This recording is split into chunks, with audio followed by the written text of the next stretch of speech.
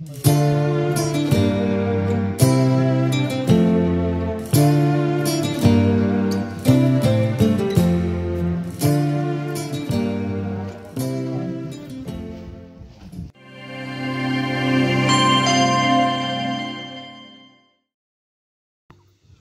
नमस्कार।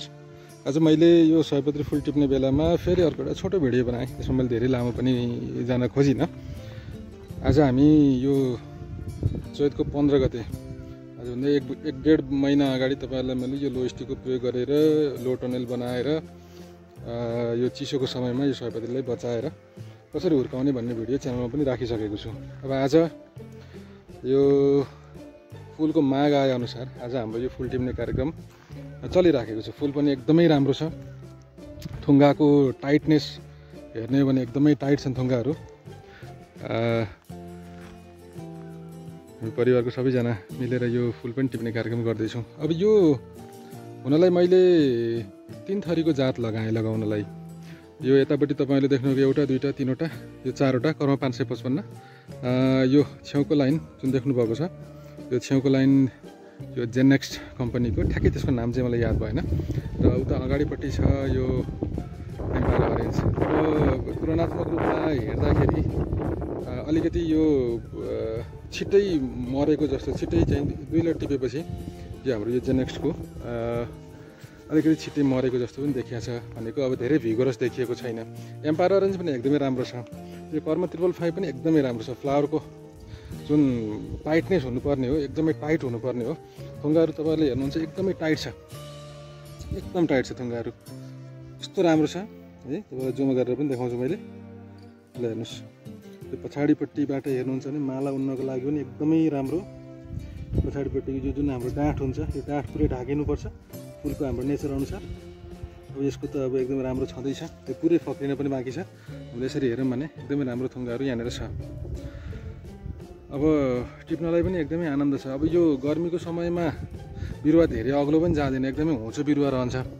होचो बिरुवामा कोपिलाहरू हेर्नुहुन्छ भने चाहिँ एकदमै कति कोपिलाहरू पनि छ। यो टिपी पनि सकिएको छ, पहिला टिपेको पनि हो, 1-2 लट टिपेको यो स्पटहरू पनि देखिन्छ। र कोपिला तपाईहरुले हेर्नुभयो भने एकदमै धेरै कोपिलाहरू यहाँ छ। फुल्न बाँकी धेरै छ, 2 लट मात्रै टिपिएको छ। सो यसरी यो गर्मीमा ब्रान्चिङ धेरै हुन्छ। पिन्चिङ गरेपछि एक त ब्रान्चिङ यहाँनिर देखिएको पनि छ। त्यसैले अब यो गर्मीमा पनि लो टनलमा यो कर्म 555 को प्रस्तुति राम्रो देखियो है। अब साथीहरु तपाईहरुले पनि अब यसलाई गर्न सक्नुहुन्छ। अब यो बेसी सिजनकै हो। अहिले त यो हिउँदमा पानी पनि नपरेर खडेरी एकदमै यो थोपा सिँचाइ भएको कारणले अलिकति मलाई सजिलो पनि भयो पानीको व्यवस्थापन गर्नको लागि। होइन भने फुलको फुलाइको हिसाबले एकदमै राम्रो छ। कोपिलाहरू पनि एकदमै धेरै छ। सो अहिलेको भिडियोमा मैले यो छोटो अपडेट मात्रै लिएर आएँ। सयपत्रीको मैले 2-3 वटा अपडेट त मैले च्यानलमा राखि पनि सकेको छु। पुरानो भिडियो तपाईहरुले गएर हेर्न पनि सक्नुहुन्छ। र के जिज्ञासा छ भने त अभियसली मैले भनेकै छु, तपाईहरुले कमेन्ट गर्न सक्नुहुन्छ, सोध्न सक्नुहुन्छ। सो आजको यति एउटा फुल टिप्दै गरेको अपडेट मैले राखेँ। अब यो स्टिकलाई मैले फेरि जोडिहालेँ। यो स्टिक मैले निकालेको छैन। अब घाम पानीले असर गर्ला त्यो फरक पाटो भयो। तर अब यो केही समयपछि यो बिरुवा झाँगिँदै जान्छ। अलि हाँगाहरू बढी हुँदै जाँदा टेका दिनुपर्छ, डोरी बाँध्नुपर्छ। सो पछि त्यो बाँसको किलाहरू गाड्नुभन्दा यो स्टिकमा यो लेभलसम्ममा डोरी बाँधेर कम्तीमा त्यो डोरीको टेका दिनलाई सजिलो हुन्छ भन्ने हिसाबले यो स्टिकलाई मैले निकालेको छैन। पछि यो एकैचोटि यो फुल नै बिरुवा नै सकिएपछि निकाल्ने भन्ने हिसाबले लिएर राखेको छु। हस्, अब आजको भिडियोमा मैले यति नै गर्छु। यतापट्टि यो जुन बिरुवा छ यो छेउतिर त एकदमै मल भएको साइड भएको हुनाले यो लाइनसम्म एकदमै राम्रो छ बिरुवा। यो फरक जातको बिरुवा हो। तर त्योभन्दा अगाडिपट्टि बिरुवाहरू कोपिला त छ, तर त्यति धेरै एक्टिभ जस्तो देखिएको छैन। अब यहाँ लगभग सकिन लागेको जस्तै देखिएछ।